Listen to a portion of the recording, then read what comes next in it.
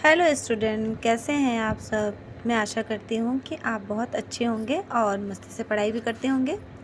तो चलिए, मैं ऋचा शुक्ला आपके अपने चैनल ऋचा मैम पर आपका स्वागत करती हूँ। ठीक है, आज हमारी पहली क्लास है। हम अपनी पहली क्लास स्टार्ट करते हैं। हम अपनी पहली क्लास में आज आपको हिंदी व्याकरण में भाषा पढ़ाएंगे। ठीक है, हम आपको क्या पढ़ाएंगे? हिंदी व्याकरण। उसमें हम क्या पढ़ेंगे आज? भाषा।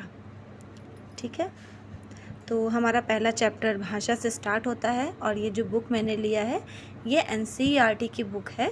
तो क्लास फर्स्ट से लेकर के कॉम्पिटिटिव एग्ज़ाम तक के बच्चे इस वीडियो को देख सकते हैं, वो उनके लिए हेल्पफुल होगा। और अगर आपको हिंदी में कोई भी डाउट होता है, कोई भी प्रॉब्लम होती है, अगर आपको समझ में नहीं आता है तो आप हमें कमेंट बॉक्स में कमेंट करके बताएंगे, तो हम आपको इजी से इजी लैंग्वेज में हिंदी भाषा हिंदी व्याकरण पढ़ाएंगे। उसमें कोई भी चैप्टर होगा वो हम आपको बहुत ही ईजिली बता देंगे। ठीक है, तो चलिए। और हाँ, जो भी तैयारी करने वाले बच्चे हैं, जैसे कि किसी भी लाइन में किसी भी चीज़ की आप तैयारी कर रहे हैं, तो उसमें हिंदी व्याकरण तो ज़रूर आती है। और आपको अगर समझ में भी नहीं आता है या फिर कम समझ में आता है या आपको उसको पढ़ने में प्रॉब्लम होती है, तो आप हमारे चैनल पर ये देख सकते हैं और आप ज़्यादा से ज़्यादा अपनी अच्छी लैंग्वेज में उसको नोट्स बना सकते हैं, जिससे आप हमेशा के लिए उसको पढ़ सकें। ठीक है, तो अगर आपको कोई भी चीज़ चाहिए होगा तो आप हमें बताइएगा, हम आपको नोट्स भी अवेलेबल करा देंगे। ओके, चलिए अब हम स्टार्ट करते हैं। हमारा पहला चैप्टर है भाषा। तो सबसे पहले मैं आपको बताती हूँ कि ये जो भाषा है जो आज हम पढ़ने जा रहे हैं, ये भाषा क्या है।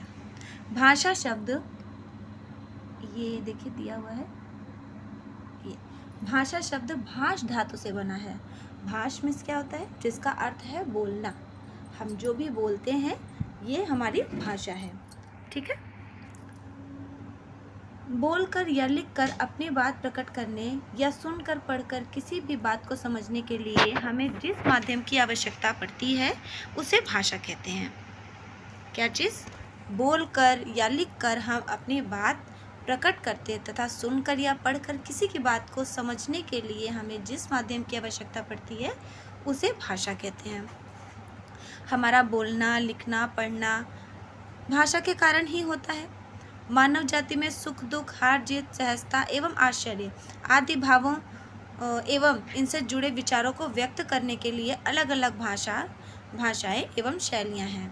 इसी कारण मनुष्य बहुत ही प्रभावशाली तरीके से अपने भावों और विचारों को एक दूसरे तक भेजता है एवं दूसरे के भावों और विचारों से अवगत होता है।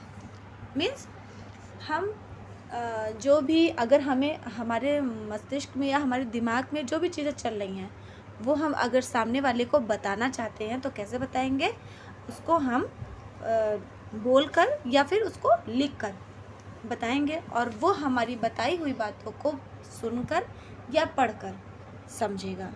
ठीक है, इसी को हम क्या कहते हैं? भाषा। इसी तरीके से इसकी एक छोटी सी डेफिनेशन है, अपने भावों और विचारों का आदान प्रदान करने का माध्यम भाषा कहलाता है। ठीक है, मनुष्य एक सामाजिक प्राणी है। उसे अपने मन के भावों और को अभिव्यक्त करने तथा दूसरे के भावों और विचारों को समझने की इच्छा होती है, इसलिए विचारों का आदान प्रदान करना हमारे लिए अनिवार्य हो जाता है।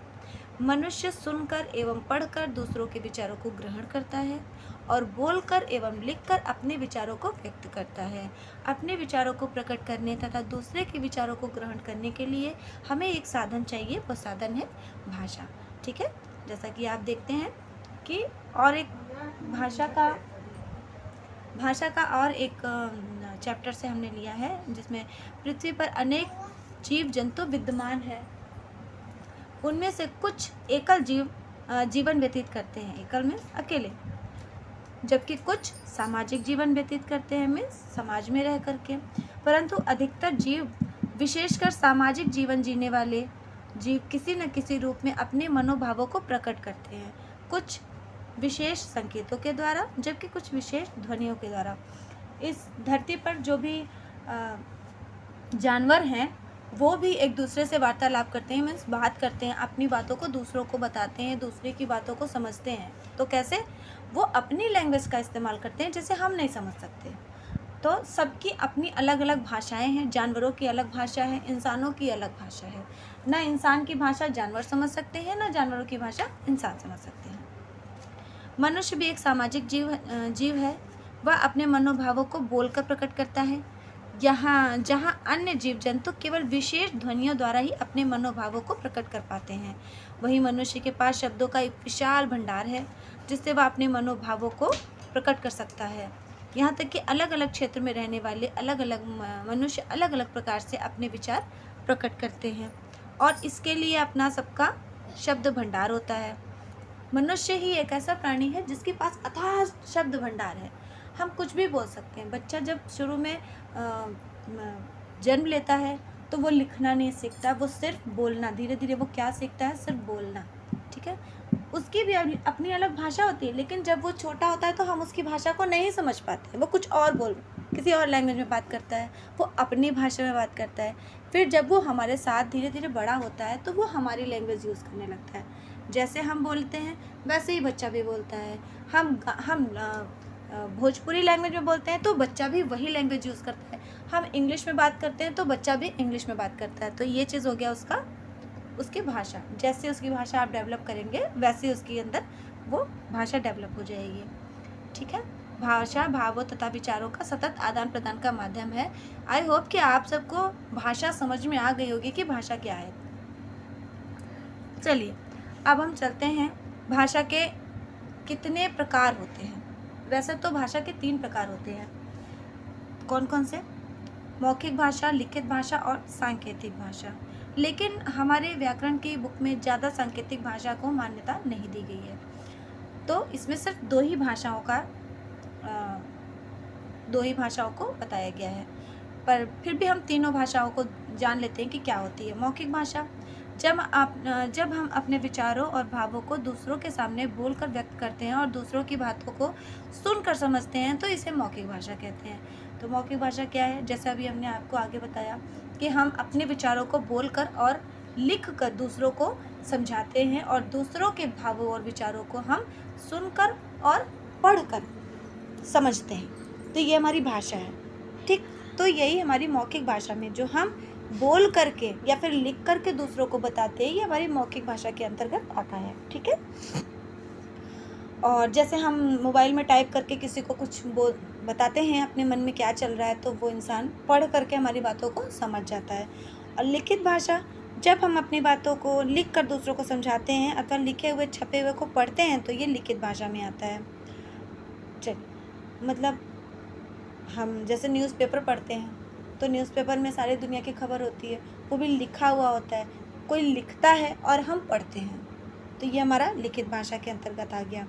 ठीक है, अब हम चलते हैं सांकेतिक भाषा पर। सांकेतिक भाषा वो भाषा होती है जिसके द्वारा मनुष्य संकेत एवं अपने भावों और विचारों को संकेत के माध्यम से अपने भावों और विचारों को व्यक्त करता है, उसे सांकेतिक भाषा कहते हैं। सांकेतिक भाषा जैसे ट्रैफिक पुलिस को आपने देखा होगा तो वो सिर्फ सीटी बजाते हैं और इशारे से बताते हैं कि किधर की गाड़ियाँ रुकेंगी और किधर की गाड़ियाँ जाएंगी, वो चिल्लाते नहीं हैं। ठीक है, तो ये उनका सांकेतिक लैंग्वेज हो गया। और जैसे ट्रेन का जब ट्रेन को चलना होता है तो ट्रेन को हरी झंडी दिखाई जाती है। ये भी जो है जब हरी झंडी दिखती है तभी ट्रेन चलती है। तो ये क्या हो गया? ये भी एक सांकेतिक भाषा का माध्यम है। ठीक है, तो मेरे प्यारे बच्चों, आई होप कि आपको आज हम इतना ही पढ़ेंगे। मुझे लगता है कि आपको समझ में आ गया होगा। अगर आपको समझ में आया हो तो आप हमारे चैनल को सपोर्ट कीजिए, लाइक कीजिए, सब्सक्राइब कीजिए। और अगर कोई भी दिक्कत है, कुछ भी पूछना है या कोई सजेशन देना है तो वो आप कमेंट बॉक्स में आके दे सकते हैं। ठीक है, चलिए आज की वीडियो में सिर्फ इतना ही। तो फिर मिलते हैं कल की वीडियो में, तब तक के लिए नमस्कार।